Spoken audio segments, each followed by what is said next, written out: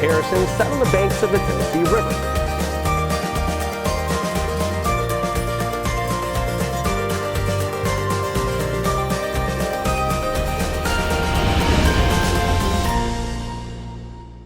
Welcome back to another 30-minute edition of 3 in Your Town, where we celebrate the people, the places, and the things that make this area so unique and so wonderful. I really like this episode a lot because I love history. If you've watched any of the pieces that we've done in the past several years, we focus on history and how that relates to today and some of the ways that you can still honor our history by visiting places. It's that simple, including a place called the Etowah Indian Mounds in Cartersville, Georgia. Now, it's about an hour and 15 minutes south of here.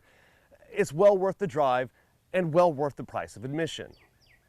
These are the Etowah Indian Mounds, home to several thousand Native Americans from 1000 AD to 1550 AD. This 54-acre site protects 6 earthen mounds, a plaza, village site, borrow pits, and defensive ditch. For thousands of years, these mineral-rich riverbanks provided ideal conditions for animals, plants, and humans. We're actually here on the Cartersville-Knoxville Fault. We're one of the richest mineral sources in the southeast because of where these fault lines come together. And so Native Americans back in the past realized that the good types of iron ore, all these trade goods worked really well, but you need a town or village to protect your access to these supplies. So around 300 BC, Native Americans began building settlements around the region. By 1000 AD, the chief here in Cartersville became the chief of the entire region. In our case, the chief started building the mounds to show his influence over everybody. So the taller the mound is, pretty much the idea is that you have more influence. So the chief would have started out with a small mound, maybe 2-4 foot tall, and when he died or she died, sometimes the head chiefesses, the next person that came to power would have added onto the mound and made it a little larger and a little larger until you end up with what we have, a 6-story building. Standing on the edge of the slope here, about 6 stories up, just with a little bit of an imagination, you can kind of put yourself in the mindset of what it was like as a chief, kind of surveying your village, surveying your kingdom. I know this is a little bit silly, but it's kind of one of those whatever the light touches Mufasa moments, but very impressive and honestly very much worth the price of admission. The other choice or reason for these mounds is you also had burial mounds. The burial mound may have had a type of temple on it for preparing the dead for burial, and then you also had what we would think of as courthouses and council houses. So you may have a war council or a peace council, a trade council sitting on top of one of the other mounds. Keith and the entire team here are excited to tell the story of this land and the people who called it home. Just about 40 minutes north of Atlanta, it's a wonderful resource to explore firsthand, all of course while wearing comfortable shoes. Usually people don't realize how tall our mound is. You know, it's got a huge wide base, so it doesn't seem to be tall, but when you get out there, it's usually, oh, I only got halfway up and I was out of breath. I will also tell you probably a pretty good idea to pack the sunblock, otherwise you'll be walking away with a pretty red neck. Okay, another great place to check out to honor and celebrate and learn about the Native Americans that came before us. That would be Old Stone Fort. If you make your way up 24 towards Manchester, Tennessee, you're going to see something that you're not going to see really anywhere else around here. Check this out. This beautiful 844-acre historic area is dedicated to the preservation and interpretation of an American Indian ceremonial site.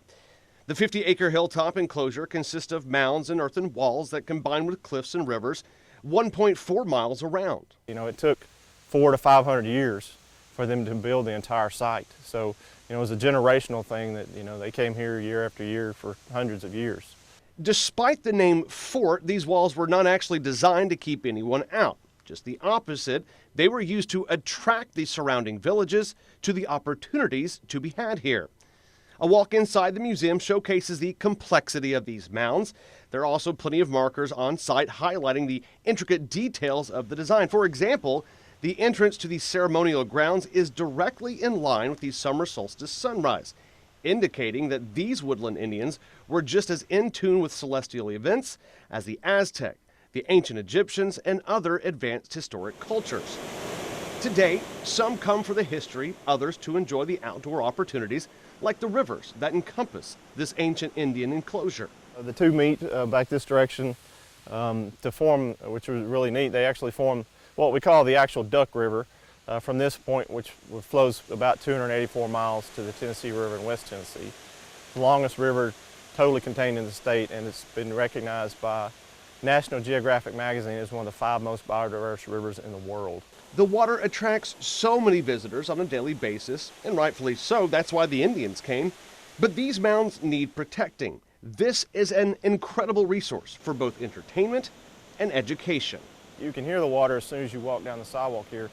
People want to go directly to the water, but stay on the observed paths, don't cross the mounds. It's been here for 2,000 years, and we want it to be here for that much longer. And just to reiterate, the fact that they were so in tune with the celestials. I mean, you're talking about the Angkor Wat Temple in Cambodia, the Pueblo Indians, and of course the Egyptians. And then right here in Middle Tennessee, the Woodland Indians is truly fascinating. And if you wait to get a little bit warmer, there's probably about 10 to a dozen waterfalls that you can check out either on property or right around that area. Great place for the kids, great place for the family. You'll truly enjoy it.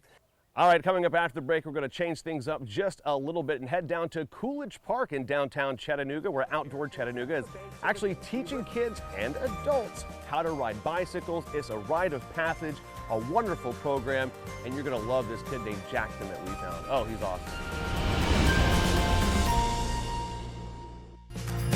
Polk County Robinson. Old Town of Harrison, set on the banks of the Tennessee River.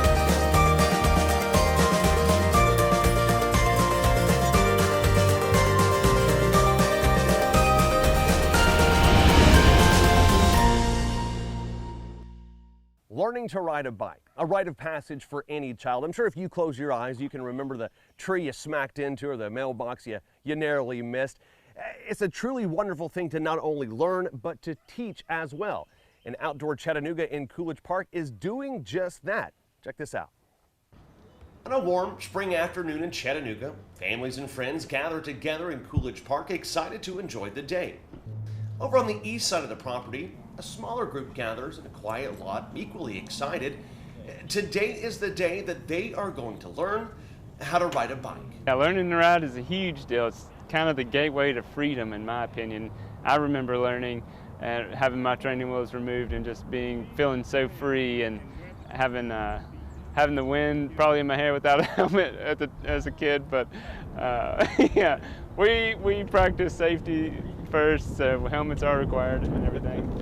Times have changed for sure, but the emotions of bike riding without training wheels has not. A bit of a roller coaster sometimes.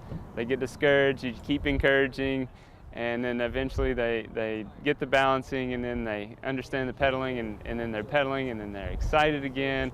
It is definitely one of my favorite programs that we offer, to see that progression. At first, there's just about as much walking alongside as sitting on top. Finding the speed between balance and obliteration is tricky. But then it happens. It somehow all comes together at the right moment, and you officially achieve this rite of passage. It is monumental. Well, it was pretty crazy. I mean, I didn't really have confidence in myself until now. After a while, I just got it. The coaches from Outdoor Chattanooga say they genuinely love this program. Their names and their faces might not be remembered, but the lesson that they taught here today will be with these kids for a lifetime. Overcoming, keep practicing, keep focusing on looking straight, relaxing, breathing, and making it happen. And then by the 95% or more of the time, they learn to ride. Hey, it worked for 8-year-old Jackson. You've done it. What would you say to those people who are like wondering if they can do it? Do it. Yeah, why is that? Have confidence. Have confidence. How important is confidence? Pretty important, especially for biking.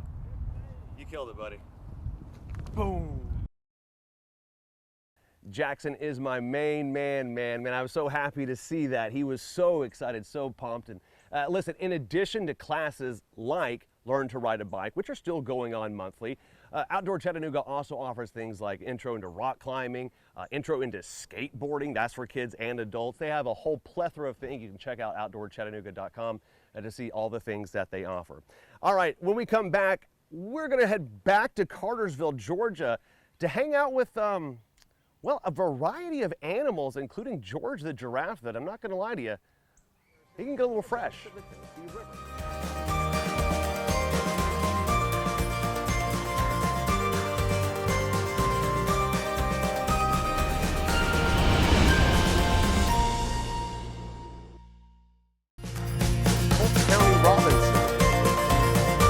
Old Town of Harrison sat on the banks of the Tennessee River.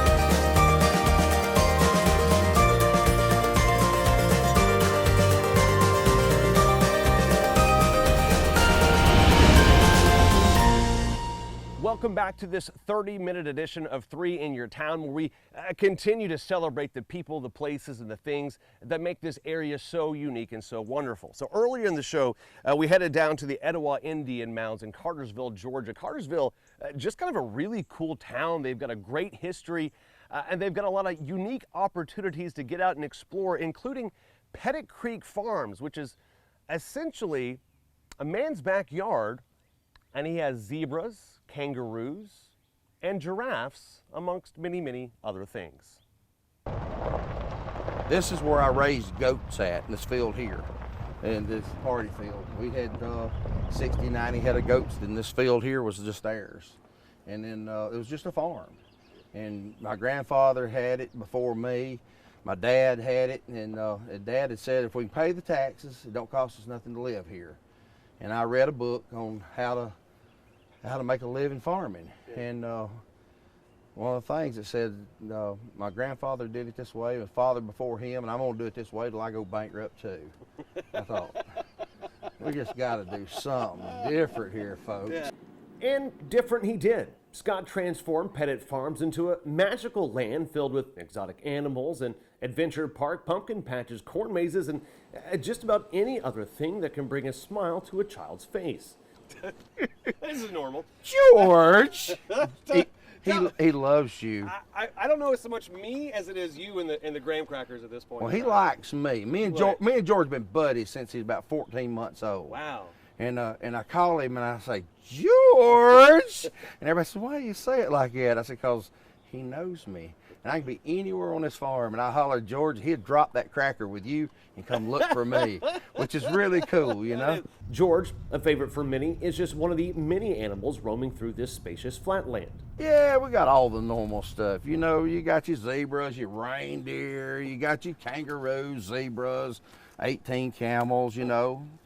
Chicken, the milk cow, we got that. Okay, I was going to ask you because on your website, first of all, it's a wonderful website. When I'm on there, I'm noticing on your website that you say that it's the largest herd of camels in North Georgia.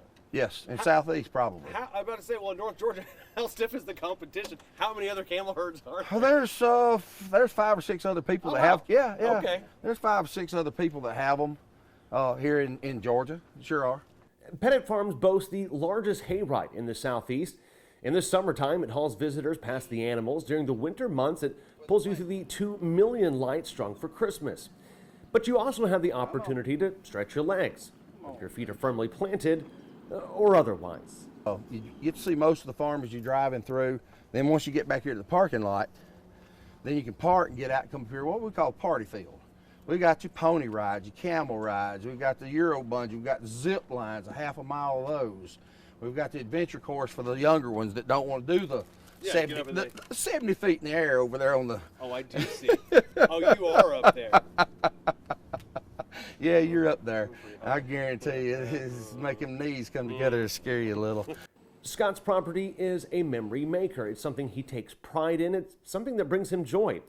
And by the looks at it, and honestly, firsthand experience, memories are in fact made here. You come up here and feed old George when it. I think George needs something else. He's eating meat. Here, wait a minute. Don't give it to me yet. Okay. You got to pay attention now. Okay, I'm watching. All right, hold this. Hold it away from him. Holding. Now you take your cracker and you do this. Oh, we're really gonna?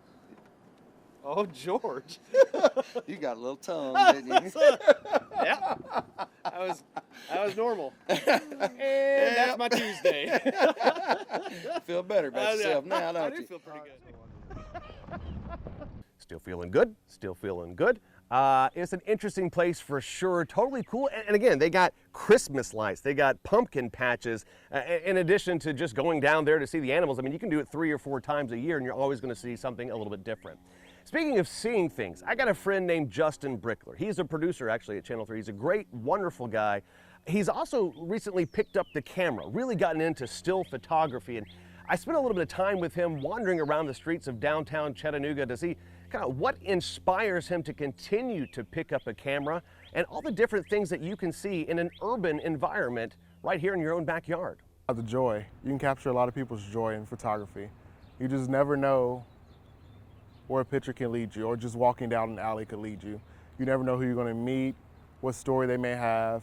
I think that's just it's kind of the essence of being a journalist. Photography and journalism definitely go hand in hand. Justin is actually compiling a list of Chattanooga's most popular and also some undiscovered photo locations.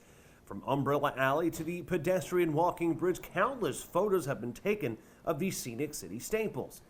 There are all sorts of reasons for this. It's a time capsule for many, celebrating the artistry in architecture and design. For others, it's to capture a moment with a friend or a loved one on a memorable day. I mean, we all love to get those great photos for social media just to show off, you know? It doesn't matter who you are, what's your age. You like to show off a little bit. It's all good. We love it. We love it. There are unlimited opportunities throughout the city. It's simply the expression of creative skill and imagination. It can be anywhere, and it can be anything to anyone. 3 murals, 3 different photographers, but they all have the same camera. And I guarantee you they'll all have a different point of view of what they're seeing. And I think that's, no matter if you're looking at the same thing, everyone has a different point of view. And that's pretty great. That's pretty cool. Coming up on the other side of this break, we are headed to the kitchen to make pupcakes. Cupcakes for puppies. I am serious. Your dog will love them. Maybe your kids will too. Polk County Robinson. Old Town of Harrison, set on the banks of the Tennessee River.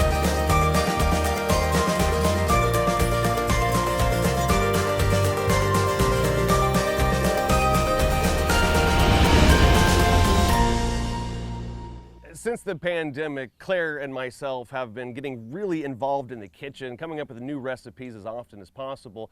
This week we decided to indulge our dog Murphy in a pupcake. He loved it, and I think you might too. Welcome back to the kitchen, everyone. Claire, say hi, Claire. Hi, Claire. Has come up with a recipe this week that is not for you, it is not for I, it is in fact for your puppy dog. This is a puppy dog cupcake. It's a pupcake. Of course. And it can be enjoyed by humans. The only thing that a human wouldn't consume is the milk bone. Challenge accepted. Gross. So the lion's share of the effort as your oven is preheating to 350 degrees is simply mixing ingredients. So Claire is going to start mixing ingredients. It's basically just a cup of flour, a teaspoon of baking soda, 1 cup of shredded carrots, a 3rd cup of honey, an egg, a 4th cup of creamy peanut butter, and a 4th cup of vegetable oil. That's all going to get mixed together. We're going to blend it. We're going to mix it. We're going to put it in the oven. And wait a minute, where's our dog? The one time, like, we're actually like, Murphy, come join us in the kitchen, and he's taking a nap. Now, of course, you've done all the mixing you really want to do to this point, because now it involves peanut butter and vegetable oil. So you're going to break out the electric mixer and get that going. And then the combination, is that how it's working? And then we add in shredded carrots, egg, and honey. Okay, we've mixed everything, and now we're just gonna plop it in the liners. Plop. Plop, plop, plop. Kind of like a health food.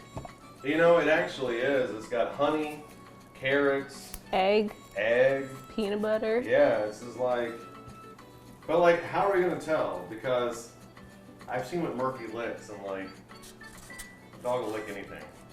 Yeah, he kisses you a lot. That's good. In the oven, 350 degrees for a grand total of about 22 to what, 25 minutes? Yeah, give or take. All right. We are now making the icing, and 4 ounces Yep. of cream cheese, peanut butter, creamy peanut butter, and that should make for one happy puppy. Yay! Murphy. Actually, Delightful. that does look edible for a human. Okay. Slice up the cupcakes here. This is a cream cheese peanut butter icing, which looks like a very interesting consistency. Oh, you know what we have to add? Oh, yeah, you and Murph's extra special treat. He is going to lose it. You have no idea, buddy. Claire, presentation is an A+. Murphy, what do you think, buddy? Oh man. Oh man. Oh yeah, buddy. What do you think? It's a cupcake.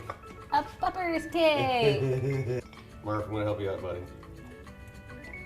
There we go. Oh boy.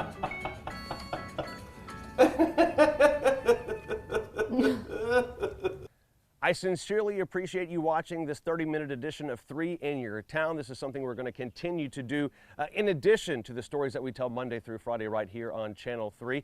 If you think you have a good idea for a story, please reach out. Let me know. I love learning new things, meeting new people, and then sharing it with our audience. Until next time, everyone, be good to yourself and to others. My name is John Martin. Have a wonderful week. Polk County Robinson. Old Town of Harrison sat on the banks of the Tennessee River.